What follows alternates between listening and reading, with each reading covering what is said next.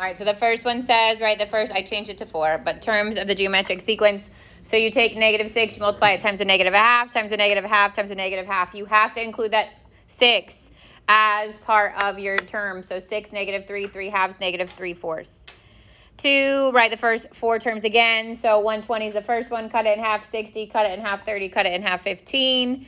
Find the common ratio, which would be 1/2, and then find the nth term of the sequence. So a sub n equals 120 times 1/2 to the n minus 1.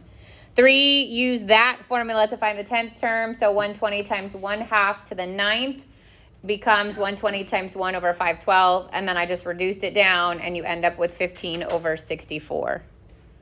Questions on those?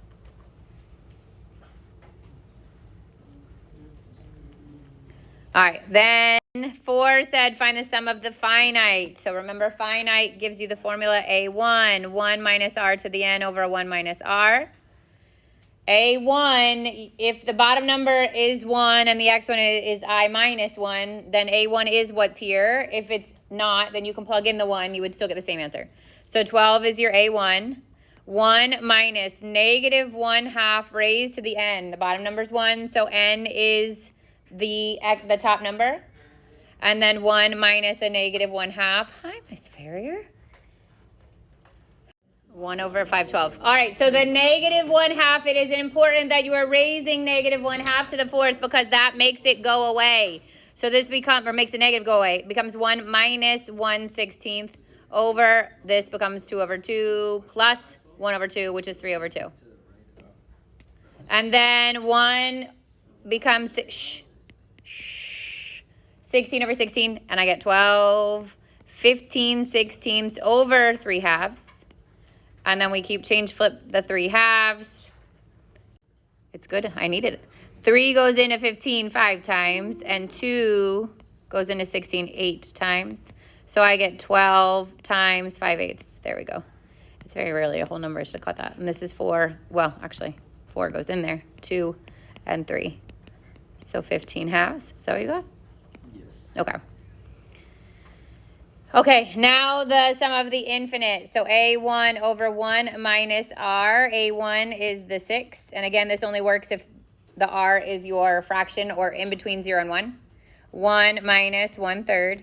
I get 6 over, this would be 3/3 minus 1/3 or 2/3. And then we change flip it.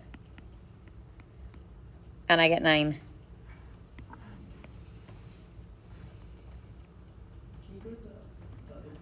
All right, so 8-4 is a little different from what we've been doing, okay? It's like 8-4, then we go back to probability at the end of this chapter. But 8-4 is a little different. 8-4 is called the binomial theorem, and we get into binomial expansion in this section. So there's a lot of stuff on this slide, okay? But the important part on this slide we'll highlight is identifying that there is always a pattern when we expand a binomial. So if you look at the top one, if I have like x plus 5 to the 5th, that would be x plus 5 times x plus 5 times x plus 5 times x plus 5 times x plus 5, right?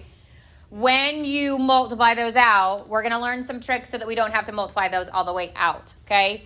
The first thing I want you to notice is in each expression, there are n plus 1 terms, meaning n is the exponent here. There is always one more term than the exponent. So if something is raised to the second, if you think about like your foiling, if something's raised to the second, then there's 3 terms. If something's raised to the third, there's 4 terms. In this case, there's raised to the 5th, there would be 6 terms, and raised to the 6th, there would be 7 terms. The next thing in that list says in each expansion, x and y have symmetric roles. As the powers of x decrease by 1, the powers of y increase by 1. So x is first this time. So what this is saying is as the powers of that one decrease, it goes from 5 to 4 to 3 to 2 to 1 to none, because that would be an x to the 0. The powers of y do the opposite. They start at 0, go to 1, go to 2, go to 3, go to 4, go to 5. That will always happen. The third thing on there says the sum of the powers of each term is n. So if I add the exponents of any of those terms, they give me 5. If you look at the first one, it's 5 plus 0, that'd be 5. The next one, 4 plus 1, that'd be 5. The next one, 3 plus 2, that's 5. 2 plus 3, 1 plus 4, and 0 plus 5. They all add up to be 5. The next thing says the coefficients increase, then decrease in a symmetric pattern. If you look at the coefficients, this would be 1, then 5, then 10 repeats, 5, and 1. So it builds up and it comes back down again. If you look at the next one, it'd be 1, then 6, then 15, then 20, then 15, then 6, then 1. So if there's an even amount, the middle ones are going to match because they would repeat. If there's an odd amount, it works its way up, it comes back down. This is going to happen every single time, okay? These coefficients are called binomial coefficients. You're going to see that term used in a little bit. So we're going to learn some tricks to figure out the expansion of these binomials so we are not expanding and multiplying the entire time. Okay, the binomial theorem says the expansion of any binomial raised to a power can be found by looking at your variables. So we were going to count down our first variable on the exponent, count up our second variable, okay? And then each of the terms on the front are going to get something called a binomial coefficient. One way, I'm going to teach you 2 ways to find it, but one way to find the binomial coefficient is this little formula, okay? And we call it CNR because that's literally what it says. The C just stands for coefficient.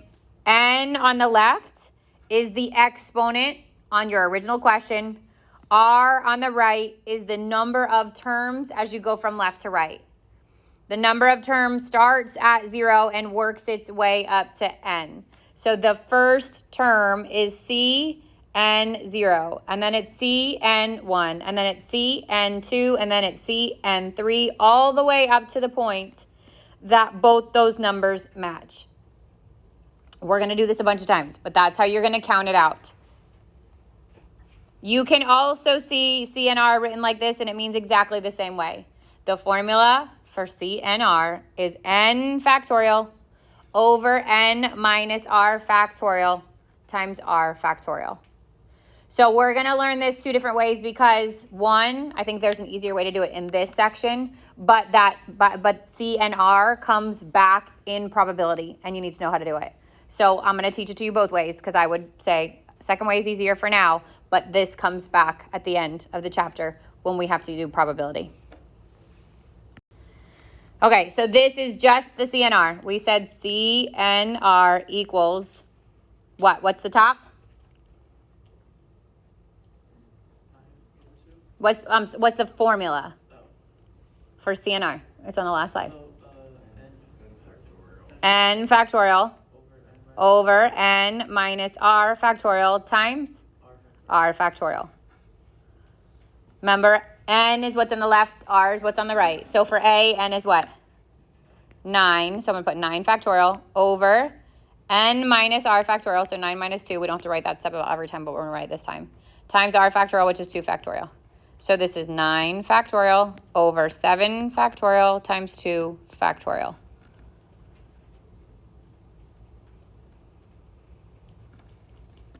So what do we do with the factorials? Try to break them down until they cancel out. So this becomes 9 times 8 times 7 factorial. I can switch the order here because it's multiplication, so I'm actually going to align the 7 factorials on top of each other. And then I'm going to take 2 factorial and break it down. What is 2 factorial really? 2 times 1. So the 7 factorials are going to cancel out. That's kind of crazy. All right, then the 2 goes into the 8 4 times, and all that's left is 36. Okay, 4 times 9 in the numerator, and only 1's in the bottom. So 36 is your CNR if it's 9 and 2. All right, 11 over 4. So I'm going to do 11 factorial over 11. Good luck, sir. 11 minus 4 factorial, which is 7 factorial, times 4 factorial. Take the bigger, break it down until you hit the next one. So 11 times 10 times 9 times 8 times 7 factorial. I'm going to overlap it with 7 factorial. And then I'm going to break the 4 down. 4 times 3 times 2 times 1. The 7 factorials cancel. I can put 2 into 8 4 times, and then I can cancel out the 4s. I can put 3 into 9 3 times.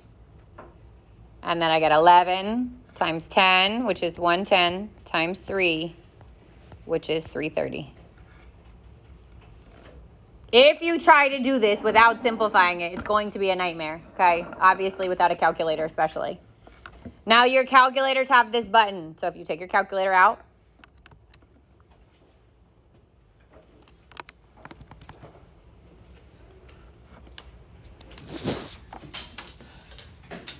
so what does the 80 really mean? See what goes on the left. 8, what goes on the right? 0. So on your calculator, if you hit the math button, it is, right? Math should be everybody's favorite button. If you hit the math button, you're here. You're going to arrow over to where it says probability. Arrow over to where it says probability. And there, sitting at number 3, is your NCR. It is. Yep. Yeah, that's your combination. So this, I'm going to pick 8, 0. Now, if you have, which is 1. Okay. Yeah, because it's the last one, the first one and the last one. So 8, 0 and 8, 8 are always going to be 1. They're the same as 1. If 1, 0, it's 1. Okay. If you have the older TI, when you hit that button, you actually see it says NCR instead of giving you the little subscript and like spot to put your thing.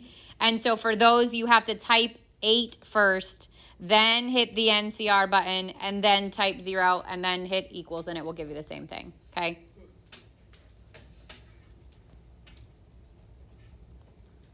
All right, so you would need to know how to find that with and without a calculator, I would say. With, just to help you out, and without, because you might have to have that question without the calculator.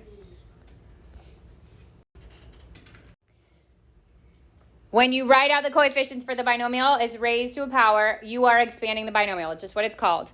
To expand, we are going to write all the variables in decreasing degree order for the first term, and then increasing degree for the second term, and then we're going to find the coefficients for each term.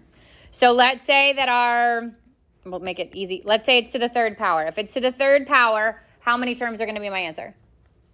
4. I literally will create 4 spaces to fill. And then I'm going to take my first variable, whatever's in that spot, and I'm going to raise it to the third, then to the second, then to the first, then to the 0. So the first term, whatever's in that space, we start at the exponent and decrease it. The second variable or number, whatever's in that second space, we do the opposite. We started at 0, we go to 1, we go to 2, and we finish with it at 3. And then the long way, which I'm not going to recommend, but this is how you do it, is add the binomial coefficient to the front. The CN0, the CN1, the CN2, the CN3. I'm going to teach you another way, but that is one way you could do it. And then you literally multiply all these terms together, all these terms together, all these terms together, and all these terms together. And you get your expansion. Okay, we're going to do one like that, and then I'm going to show you how to do the other way. So if it is to the third, it's probably not that big of a time saver to do what we're about to do, but if it's to the fourth or the fifth, or it wants an individual term, now you're talking a serious time saver of this pattern, okay? But I could probably do x minus 2 times x minus 2 times x minus 2 just as fast as what we're about to do. It won't be that easy on a quiz or test. You'll want to expand it. Okay, so first thing is how many terms we say? 4 terms. What's our first term? What's the thing in the first spot? X. So I'm going to raise that to the highest exponent first. X to the third. That's a 3. Hello. X to the second. X to the first. And X to the 0. Candy. Mr. Mango asked if you can break a 20. I can't. The second term. A -2. That negative stays with it. So the -2 starts at 0. Then it goes to 1. Then it goes to 2. Then it goes to 3.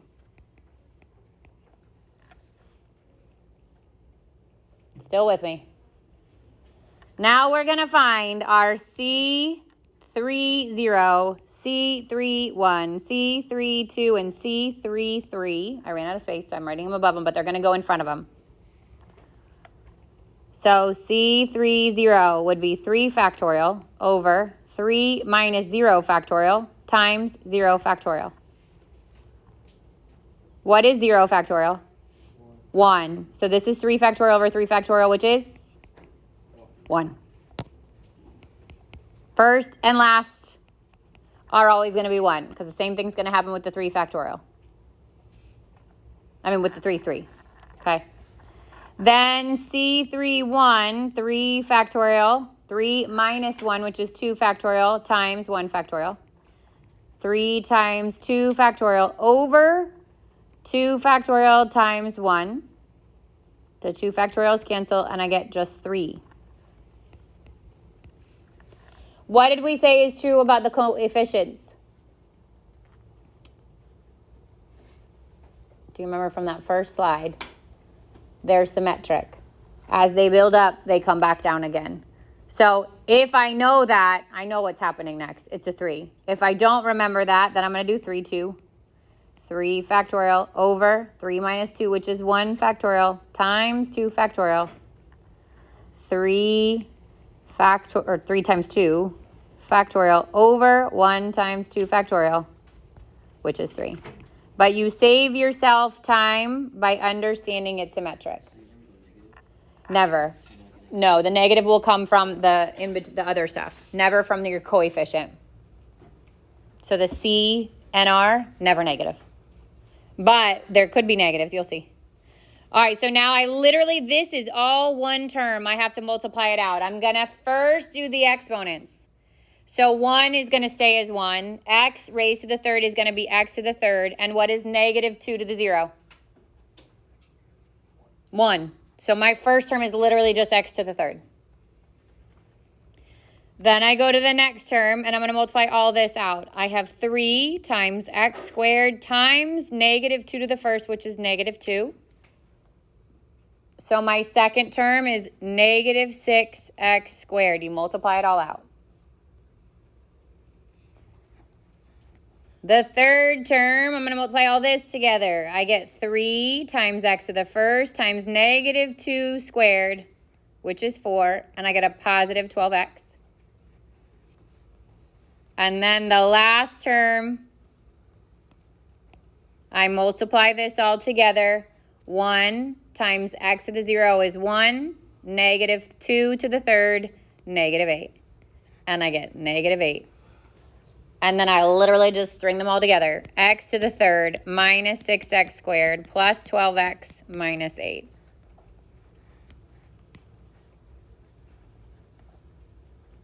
Yeah, sure. Fun stuff. The 3 only goes into the x. The 3 only goes, like the exponent of the 3, you mean? No, like what we just did. So it would be 3 times x squared and then times negative 2. Correct. You multiply it times everything that's in that little group. Okay. So this is called Pascal's triangle, and Pascal's triangle has a pattern to it, right? It starts at 1 at the top, and then every term after it is the sum of the 2 numbers that feed into it. So what would really be here if there's nothing here? What's really here? 0. So this number is the sum of these 2. 0 plus 1, which is 1. This number is the sum of these 2, 0 plus 1, which is 1. Which means the outer ones will always be 1s. First and last will always be 1s, okay? But then as I go down, so then this would be 1. This is the sum of these 2. So this is 2. Then it ends in 1. Then I start with 1. This is the sum of these 2. This is the sum of these 2, ends in 1. Go to the next one. 1. Sum of these 2. This is the sum of these 2. This is the sum of these 2. Do you see it happening? Yes. Okay. Each line represents the binomial coefficients of an expansion. So the first line would be if I was raising something to the first power. No, to the 0 power. Okay. The next one would be if I was right the first time. To the first power. This would be if I to the first power. 0 first. This would be if there's 3 terms, so it would be squared. This would be if there's 4 terms, so it's an x to the third. This would be if there was 5 terms, so it would be x to the fourth. So instead of doing CNR for all your binomial coefficients, if you just know Pascal's triangle, you have your binomial coefficients. So if you go back to what we just did, we had a whatever x to the third, which has 4 terms. Which row here has 4 terms? What are the numbers in the 4 terms? 1, 3, 3, 1. Look back on what we just did. Our binomial coefficients were 1, 3, 3, 1. The easiest way to figure out what row to go to is the second number matches your exponent. So if I'm raising something to the third power, I go to where 3 is the first number after 1, and these are my binomial coefficients. If I'm raising something to the 7th power, I don't want to have to do CNR all those times. Here is the row I would use for the binomial coefficients.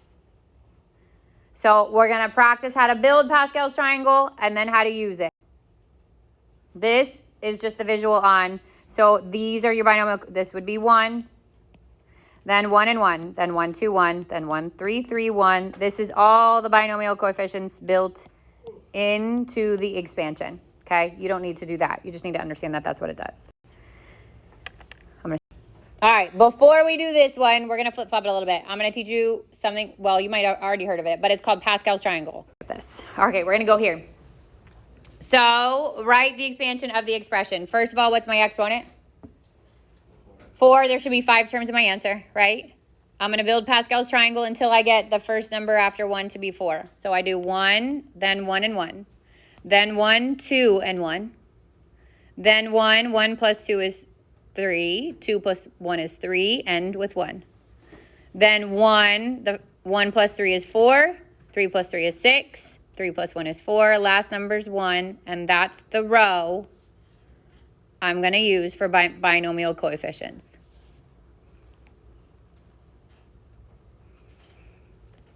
We said there are 5 terms in this answer. So I take my first term. This time there's a coefficient on it. That whole thing gets the power. So 2x would start at the fourth, then go to the third, then go to the second, then go to the first, and then 0.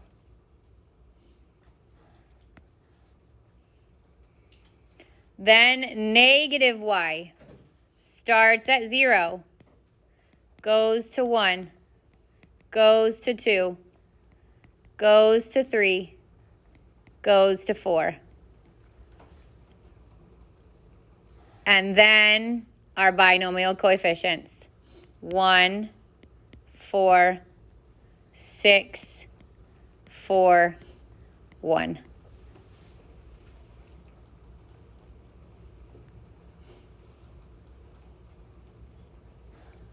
Now multiply them all out. So my first term, 1 stays as 1. 2 to the fourth is 16. X to the fourth. And negative y to the 0 power times 1. So that first term is 16x to the fourth. Yeah. Go to the next one. 4. 2 to the third is 8 times x to the third times negative y. Make sure you keep that sign because that tells you if it's plus or minus. So 4 times 8 is 32, but there's a negative there at the end. So this is negative 32 x to the third y.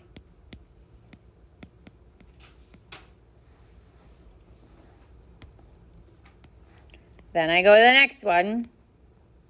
6 times 4 times x squared. Negative y squared is positive y squared. 6 times 4 is 24, x squared, y squared.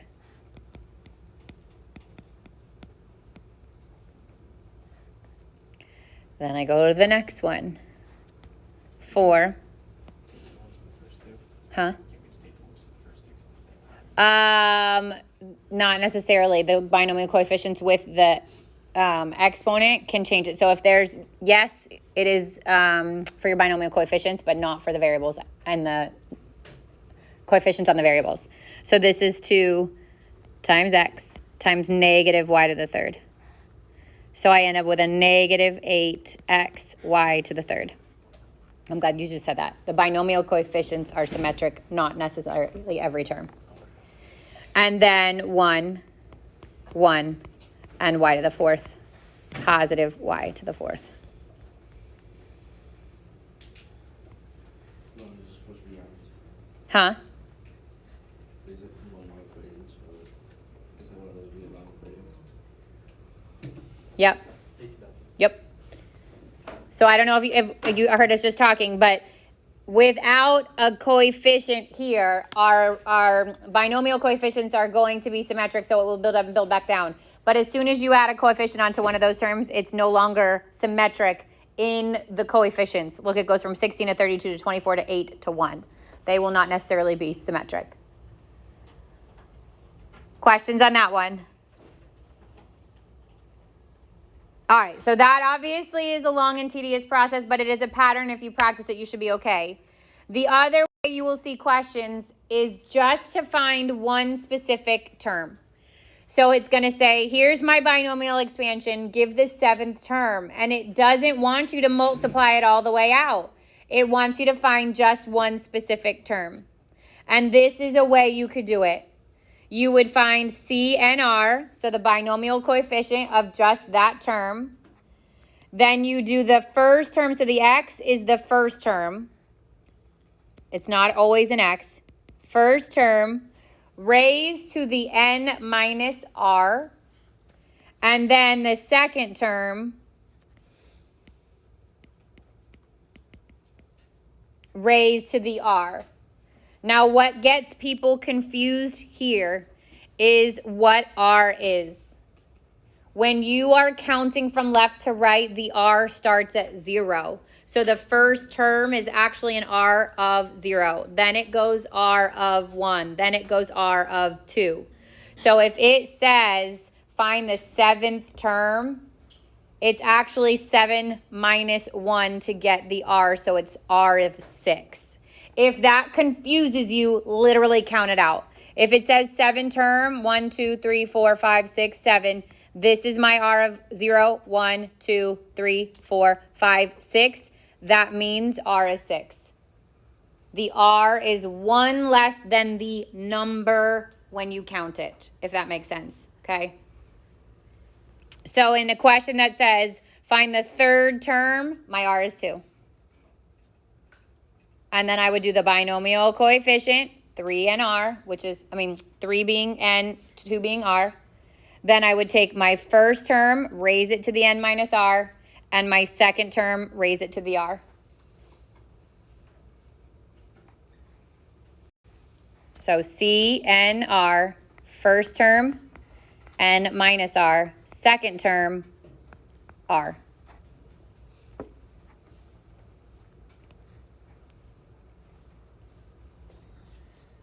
So what's n on this example? N is your exponent, right? What is n? 8. If it wants the fifth term, what is r? 4. One last. Think. 1, 2, 3, 4. Fifth term would be 0, 1, 2, 3, 4. R is 4, okay? So I need to do C, 8, 4.